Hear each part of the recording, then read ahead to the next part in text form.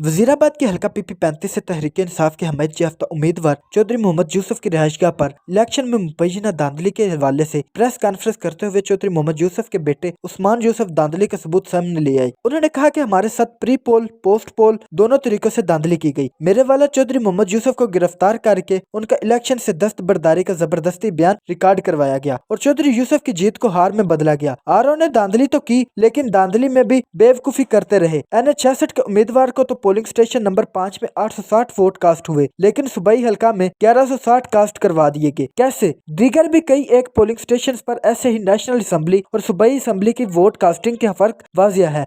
सबूत मीडिया को दे रहे हैं। इलेक्शन कमीशन में हमने दरख्वास्त दायर कर दी, शफाफ इंक्वायरी के हुआ है। नून लीग के उम्मीदवार हारा हुआ था लेकिन इसे फॉर्म 47 में फतह याब करार दिया गया। हल्का पीपी 35 के अवाम और कारकुनान हर सूरत इस धांधली को बेनकाब करेंगे। 9000 से जायद हमारी लीड को खत्म करके आरओ ने मुखालिफ उम्मीदवार को 1200 वोटों से फतह याब करार दिया, जो बददियानती नहीं तो क्या है। इस मौका पर इंसाफ लायर्स फोरम, तहरीक इंसाफ के कारकुनान और इंसाफ यूथ विंग ने अलामती एहतजाज भी किया। कैमरामैन ज़ुहैब भट्ट के साथ अवैस नवीद, AR न्यूज़, वजीराबाद।